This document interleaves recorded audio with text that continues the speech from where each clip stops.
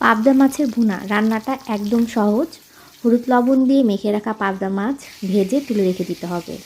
তারপর কড়াইতে পরিমাণ মতন তেল দিয়ে আদা, রসুন এবং পেঁয়াজের পেস্ট দিয়ে একটু নেড়ে চেড়ে তারপর গুঁড়া মশলা দিয়ে দিতে হবে। হলুদের গুঁড়া, মরিচের গুঁড়া, ধনিয়া ও জিরার গুঁড়া আর দিয়ে দিলাম পরিমাণ মতন লবণ। এবার ভালো মতন কষিয়ে নিতে হবে। তেল যখন উপরের দিকে ভেসে উঠবে তখন ভেজে রাখা পাবদা মাছ দিয়ে একটু নেড়ে চেড়ে পরিমাণ মতন পানি দিয়ে দিতে হবে। মিডিয়াম টু লো আঁচে রেখে ভালো করে জাল করে নিতে হবে। পানি যখন শুকিয়ে আসবে তখন চুলা বন্ধ করে দিলেই তৈরি হয়ে যাবে মজাদার পাবদা মাছ ভুনা।